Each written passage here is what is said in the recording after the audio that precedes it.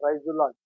మన ప్రభువును రక్షకుడును యేసుక్రీస్తు వారి పేరిట మీ అందరికీ శుభాలు, దైవాశీస్సులు మీ అందరికీ సమాధానము యేసయ్య అనుగ్రహించబడును గాక.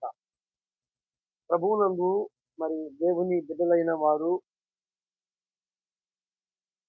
ఈ రీతిగా మరి మీ ముందుకు రావడానికి కారణం ఏంటి అంటే ఆ, చాలా మందిలో చాలా రకాలైన మనస్తత్వాలు ఉంటాయి. ఒకరి అభిప్రాయానికి మరొక అభిప్రాయము ఆ, ఒకదానికి ఒకటి పొంతన లేకుండా కొంచెం మనం చూస్తాం.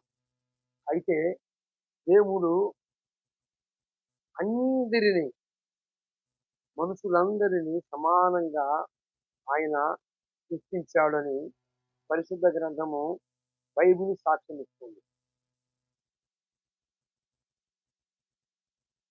అయితే ప్రభునందు దేవుని బిడ్డలారా,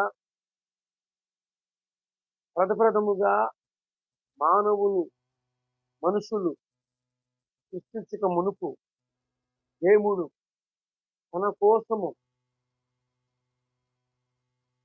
దూతలని నిర్మించుకున్నాడని ప్రథముగా మానవ జాతి మానవ సృష్టికి ముందు దేవుడు ఆ, తన కోసం తన నిమిత్తం దూతలని నిర్మించుకున్నాడు అని పరిశుద్ధ గ్రంథము మనకి సాక్ష్యం ఇస్తున్న నగ్న సత్యం.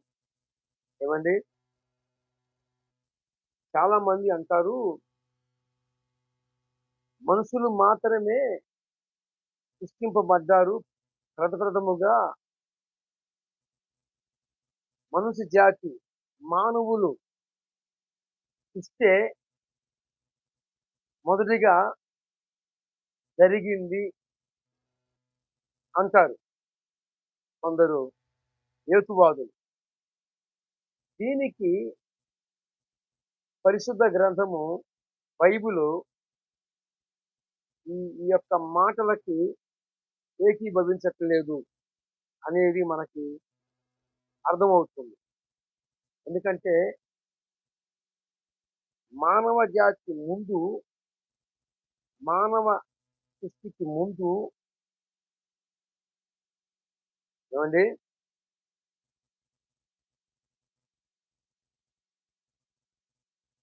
దేవుడు తన నిమిత్తము తన కోసము ఒక జాతిని అదృశ్య రూపములో ఉన్న ఒక వర్గాన్ని భగవంతుడు నిర్మించుకున్నాడండి.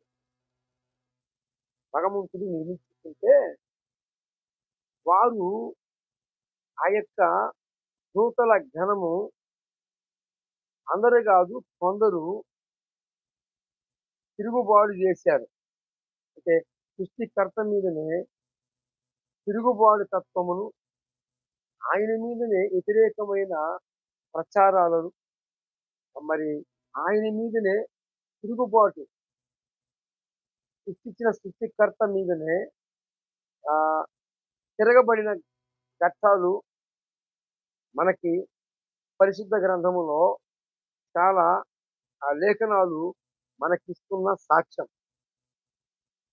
ఒకటి, ప్రథముగా చేయబడిన దూతలులో అవి కలువు ముందే కలిగినవి.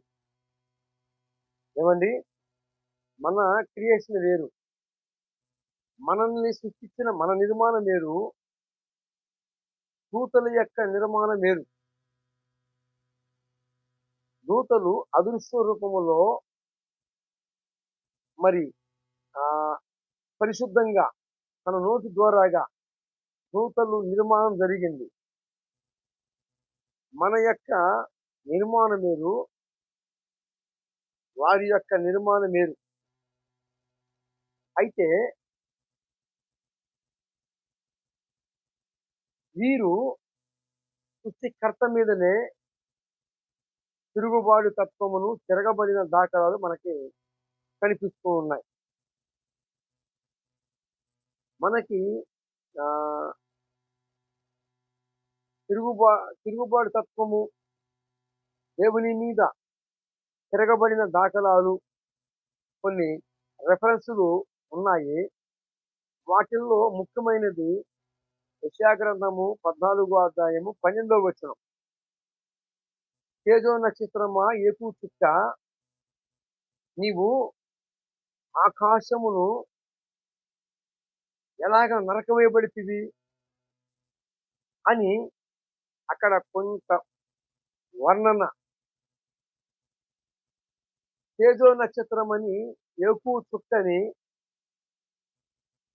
పేరు ఉన్నది.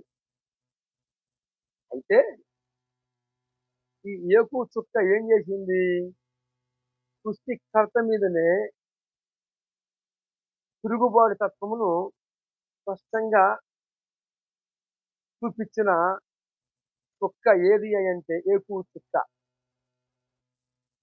తేజో నక్షత్రమా ఏకు చుక్క అంటే ఈ ఏకు చుక్కను చూసే చాలా మంది వెళతారు అని మన పూర్వీకులు వారి యొక్క కాలక్రమములో కొన్ని కొన్ని పనులు ఆ ఏకు చుక్క తొలి చుక్క పొడిచినప్పుడు వారి యొక్క పనులు చేసుకోవటానికి పల్లెటూరులో ఎక్కువ ఆ యొక్క ఏకు చుక్కని మొట్టమొదటిగా పొడిచిన ఆ చుక్కని చూసి వారి పనులు చేసుకునేవాళ్ళు. అయితే ఇక్కడ చిన్న సందేహము ఉంది. ఏంటంటే మన పూర్వీకులు చూసిన చుక్క, ప్రథమైన చుక్క ఏమండి, యేసు ప్రభు వారు కూడా ఏకువ చుక్కే.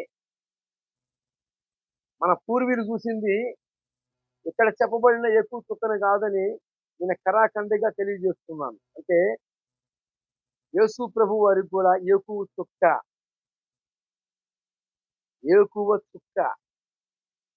అని పేరు ఉంది. ప్రకటన గ్రంథము 22వ అధ్యాయములో మనకి ఆయన యొక్క ఏకువ చుక్కను నేను నీకు ఇచ్చుదను,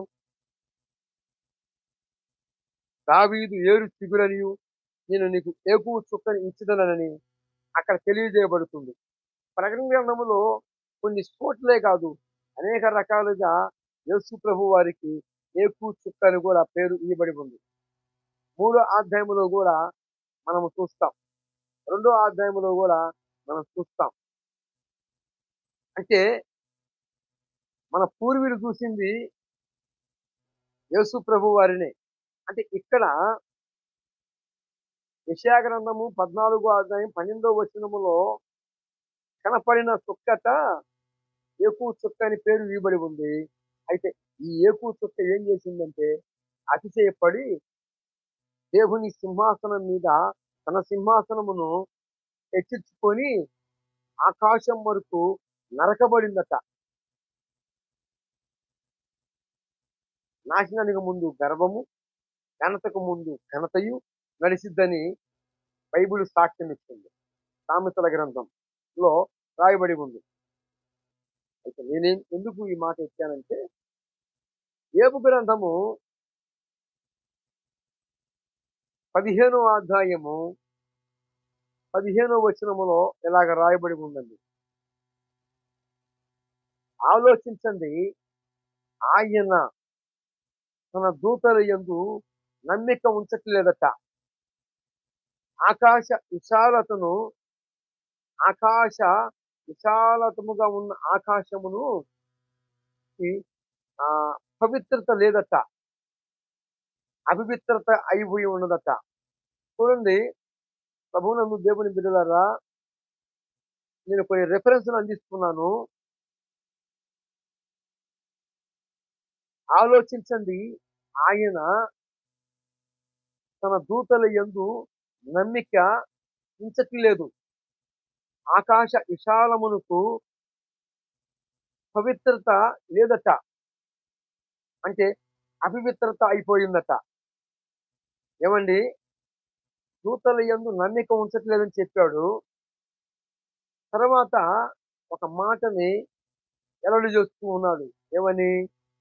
ఆకాశ విశాలమునకు పవిత్రత లేదట.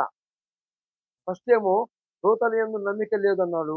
నెక్స్ట్ ఏమో ఆకాశమును విశాలమును ఆయన అంటున్నాడు అపవిత్రత, పవిత్రత లేదు, అపవిత్రత అని అర్థం. ఏ కారణాన్ని బట్టి?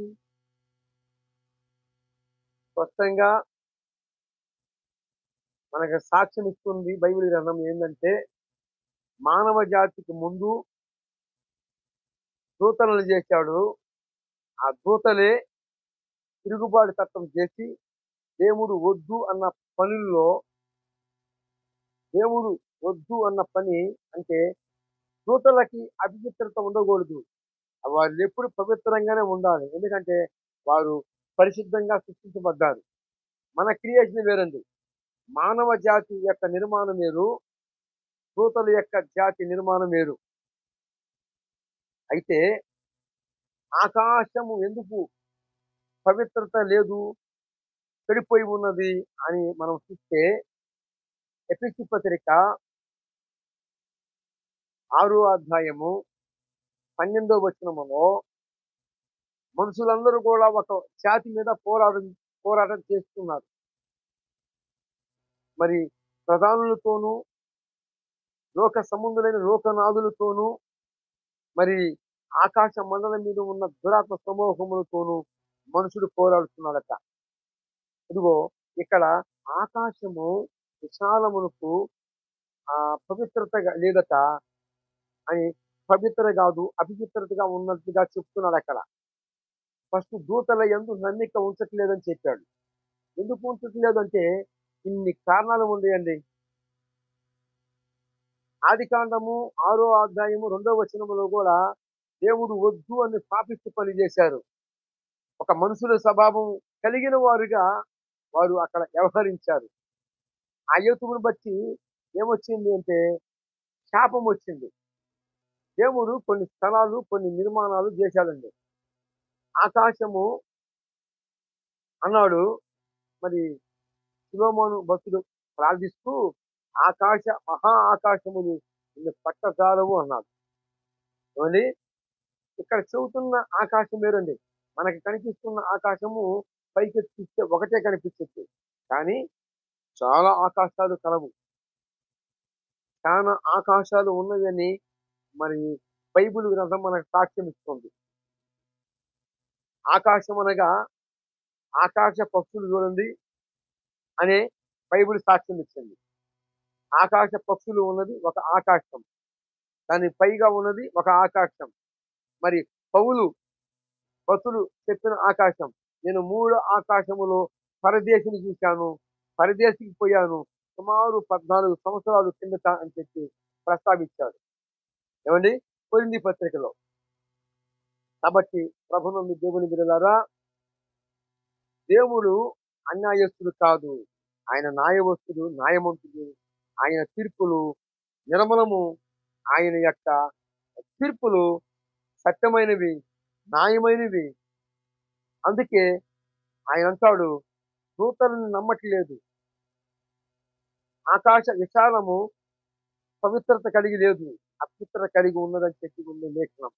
కాబట్టి ప్రభునందు దేవుని బిడ్డలారా, మరి భూమి మీద ఉన్న మనుషులందరూ కూడా తన యొక్క క్రీస్తు యేసు రక్తములో కడగబడి ఉన్నట్లయితే, కడగబడిన నీవు ఒకవేళ అనిస్థితిగా మరి అడుగులు జారి కిందబడిపోతే, అంటే నువ్వు వద్దు అన్న పనుల్లో ఒకవేళ చేసి ఉన్నట్లయితే, మరి నువ్వు ఇంకా భూమి మీద ఉన్నావు కాబట్టి, ఇంకా బ్రతికి ఉన్నావు కాబట్టి ప్రభు పాదాలు పట్టుకొని యేసుక్రీస్తు వారి రక్తమును ఆశ్రయించు.